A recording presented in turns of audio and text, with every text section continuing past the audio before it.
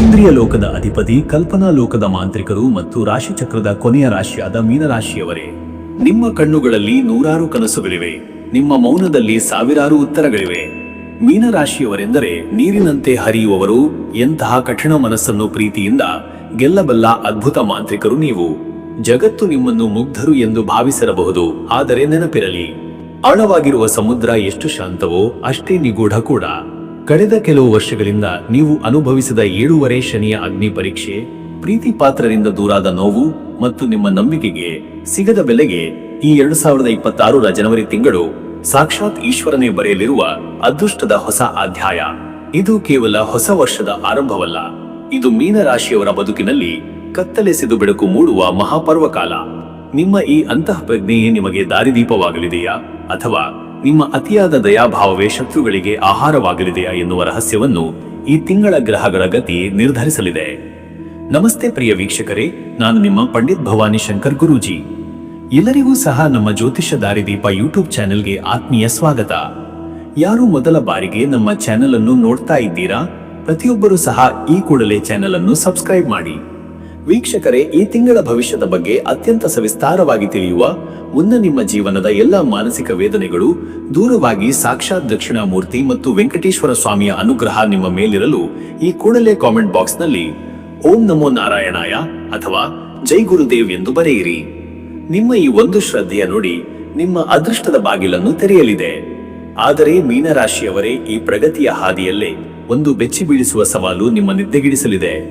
ಗ್ರಹಗಳ ಸಂಚಾರದ ಸೂಕ್ಷ್ಮ ವಿಶ್ಲೇಷಣೆಯ ಪ್ರಕಾರ ಈ ಜನವರಿ ತಿಂಗಳಲ್ಲಿ ನಿಮ್ಮ ಕುಟುಂಬದ ಒಳಗಿರುವ ಅಥವಾ ನೀವು ಅಣ್ಣ ತಮ್ಮ ಎಂದು ನಂಬಿದ ವ್ಯಕ್ತಿಯೊಬ್ಬರು ನಿಮ್ಮ ಪಿತ್ರಾರ್ಜಿತ ಆಸ್ತಿ ಅಥವಾ ಸ್ವಯಾರ್ಜಿತ ಹಣದ ವಿಚಾರದಲ್ಲಿ ಸುಳ್ಳು ಸಹಿಗಳನ್ನು ಮಾಡಿ ನಿಮಗೆ ದೊಡ್ಡ ಮಟ್ಟದ ವಂಚನೆ ಮಾಡಲು ಸಂಚು ರೂಪಿಸುತ್ತಿದ್ದಾರೆ. ನೀವು ಯಾರ ಮುಂದೆ ಕಣ್ಣೀರು ಹಾಕುತ್ತಿದ್ದೀರೋ ಅದೇ ವ್ಯಕ್ತಿ ನಿಮ್ಮ ಅಸಹಾಯಕತೆಯನ್ನು ಬಂಡವಾಳ ಮಾಡಿಕೊಂಡು ನಿಮ್ಮನ್ನು ರಸ್ತೆಗೆ ತರಲು ಸಜ್ಜಾಗಿದ್ದಾರೆ. ಈ ರಕ್ತ ಸಂಬಂಧಿಗಳ ವಂಚನೆಯ ಸವಾಲು ನಿಮ್ಮನ್ನು ಭಾವನಾತ್ಮಕವಾಗಿ ಕುಸಿಯುವಂತೆ ಮಾಡಬಹುದು. ಯಾರಿಗೆ ನಿಮ್ಮ ಆಸ್ತಿಯ ಗುಟ್ಟುಗಳನ್ನು ಹೇಳಬೇಕು ಮತ್ತು ಯಾರ ಮುಂದೆ ಕಣ್ಣೀರು ಹಾಕಬೇಕು ಎನ್ನುವ ವಿಷಯದಲ್ಲಿ ನೀವು ಈ ತಿಂಗಳು ಅಗ್ನಿ ಪರೀಕ್ಷೆ ಎದುರಿಸಬೇಕಾಗುತ್ತದೆ. ವೃತ್ತಿ ಮತ್ತು ಉದ್ಯೋಗದ ವಿಚಾರಕ್ಕೆ ಬಂದರೆ ಮೀನರಾಶಿಯವರಿಗೆ ಈ ತಿಂಗಳು ಅದೃಷ್ಟದ ಗಾಳಿ ಬೀಸಲಿದೆ. ಉದ್ಯೋಗದಲ್ಲಿರುವವರಿಗೆ ಜನವರಿ 12ರ ನಂತರದ ಕಾಲ ಅತ್ಯಂತ ಶುಭದಾಯಕವಾಗಿದೆ. ಬಹಳ ದಿನಗಳಿಂದ ನೀವು ಕನಸು ಕಂಡಿದ್ದ ವಿದೇಶಿ ಪ್ರಯಾಣ ಅಥವಾ ಬಹುರಾಷ್ಟ್ರೀಯ ಕಂಪನಿಗಳಲ್ಲಿ ಉದ್ಯೋಗ ಸಿಗುವ ಯೋಗ ಪ್ರಬಲವಾಗಿದೆ. ಮೇಲಾಧಿಕಾರಿಗಳು ನಿಮ್ಮ ಸೃಜನಶೀಲತೆಯನ್ನು ಕಣ್ಣು ಮೆಚ್ಚುಗೆ ಸೂಚಿಸಲಿದ್ದಾರೆ. ನಿಮ್ಮ ವೃತ್ತಿ ಬದುಕಿನಲ್ಲಿ ಒಂದು ಹೊಸ ಅಧಿಕಾರ ಅಥವಾ ಹುದ್ದೆ ನಿಮ್ಮನ್ನು ಹುಡುಕಿಕೊಂಡು ಬರಲಿದೆ. ಆದರೆ ವೀಕ್ಷಕರೇ, ಕಚೇರಿಯಲ್ಲಿ ನಿಮ್ಮ ಪ್ರಗತಿಯನ್ನು ಸಹಿಸಲಾರದವರು ನಿಮ್ಮ ವಿರುದ್ಧ ಮಾತುಗಳ ಯುದ್ಧ ಸಾರಬಹುದು. ಆದ್ದರಿಂದ ಹಿರಿಯ ಅಧಿಕಾರಿಗಳ ಜೊತೆ ಮಾತನಾಡುವಾಗ ತಾಳ್ಮೆ ಇರಲಿ. ವ್ಯಾಪಾರಸ್ಥರಿಗೆ ಈ ತಿಂಗಳು ಕಲಾತ್ಮಕ ವಸ್ತುಗಳು, ಔಷಧಿ ಮತ್ತು ಶೈಕ್ಷಣಿಕ ಕ್ಷೇತ್ರಕ್ಕೆ ಸಂಬಂಧಿಸಿದ ವ್ಯವಹಾರಗಳಲ್ಲಿ ನಿರೀಕ್ಷೆಗೂ ಮೀರಿದ ಲಾಭ ಸಿಗಲಿದೆ. ವೀಕ್ಷಕರೇ, ನಿಮ್ಮ ಉದ್ಯೋಗದಲ್ಲಿ ಇನ್ನು ಹೆಚ್ಚಿನ ಅಭಿವೃದ್ಧಿ ಬೇಕೆಂದು ನೀವು ಬಯಸುವುದಾದರೆ ಕಾಮೆಂಟ್ ಬಾಕ್ಸ್ ನಲ್ಲಿ ನಿಮ್ಮ ಅನಿಸಿಕೆಯನ್ನು ಹಂಚಿಕೊಳ್ಳಿ. ಆರ್ಥಿಕ ಸ್ಥಿತಿಯ ಬಗ್ಗೆ ಹೇಳುವುದಾದರೆ ಈ ತಿಂಗಳು ಧನಲಕ್ಷ್ಮಿಯ ಕೃಪೆ ನಿಮ್ಮ ಮೇಲಿರಲಿದೆ. ಅನಿರೀಕ್ಷಿತವಾಗಿ ಯಾವುದೋ ಮರೆತು ಹೋದ ಹೂಡಿಕೆಯಿಂದ ಅಥವಾ ಹಳೆಯ ವಿಮಾ ಪಾಲಿಸಿಯಿಂದ ದೊಡ್ಡ ಮೊತ್ತದ ಹಣ ನಿಮ್ಮ ಕೈ ಸೇರಲಿದೆ. ಇದರಿಂದ ನಿಮ್ಮ ಹಳೆಯ ಸಾಲ ಬಾಧೆಗಳು ಸಂಪೂರ್ಣವಾಗಿ ನಿವಾರಣೆಯಾಗಲಿವೆ. ಹೊಸ ಮನೆ ಅಥವಾ ವಾಹನ ಖರೀದಿಸಲು ಇದು ಅತ್ಯಂತ ಪ್ರಶಸ್ತವಾದ ಸಮಯ. ಆದರೆ ವೀಕ್ಷಕರೇ, ಹಣ ಬಂದ ತಕ್ಷಣ ಇತರರಿಗೆ ದೊಡ್ಡ ಮೊತ್ತದ ಸಾಲ ನೀಡುವುದನ್ನು ತಪ್ಪಿಸಿ, ಏಕೆಂದರೆ ಆ ಹಣ ಮರಳಿ ಬರುವ ಯೋಗ ಈ ತಿಂಗಳಿನಲ್ಲಿ ಕಂಡುಬರುತ್ತಿಲ್ಲ. ಶೇರ್ ಮಾರ್ಕೆಟ್ನಲ್ಲಿ ದೀರ್ಘಕಾಲದ ಹೂಡಿಕೆಯಿಂದ ಉತ್ತಮ ಲಾಭ ನಿರೀಕ್ಷಿಸಬಹುದು. ವೀಕ್ಷಕರೇ, ನಿಮ್ಮ ಆರ್ಥಿಕ ಸ್ಥಿತಿ ಇನ್ನು ಸುಧಾರಿಸಲಿ ಎಂದು ನೀವು ಬಯಸುವುದಾದರೆ ಕಾಮೆಂಟ್ ಬಾಕ್ಸ್ ನಲ್ಲಿ ನಿಮ್ಮ ಆಸೆಯನ್ನು ಹಂಚಿಕೊಳ್ಳಿ. ಕುಟುಂಬ ಮತ್ತು ಸಂಬಂಧಗಳ ವಿಚಾರದಲ್ಲಿ ಮೀನರಾಶಿಯವರಿಗೆ ಈ ತಿಂಗಳು ಭಾವನಾತ್ಮಕವಾಗಿರಲಿದೆ. ಮನೆಯಲ್ಲಿ ಮದುವೆ ಅಥವಾ ನಿಶ್ಚಿತಾರ್ಥದಂತಹ ಶುಭ ಸಮಾರಂಭಗಳು ನಡೆಯುವ ಸಂಭವವಿದೆ. ದಾಂಪತ್ಯ ಜೀವನದಲ್ಲಿ ಸಂಗಾತಿಯೊಡನೆ ಸಣ್ಣ ವಿಚಾರಕ್ಕೆ ದೊಡ್ಡ ವಾಗ್ವಾದಗಳಾಗುವ ಸಾಧ್ಯತೆ ಇದೆ. ನಿಮ್ಮ ಮೌನವೇ ಈ ಸಮಸ್ಯೆಗಳಿಗೆ ಮದ್ದಾಗಲಿದೆ. ಅವಿವಾಹಿತರಿಗೆ ಯೋಗ್ಯ ಜೀವನ ಸಂಗಾತಿ ಸಿಗುವ ಬಲವಾದ ಯೋಗವಿದೆ. ಹಿರಿಯರ ಆರೋಗ್ಯದ ಬಗ್ಗೆ ನಿರ್ಲಕ್ಷ್ಯ ಬೇಡ.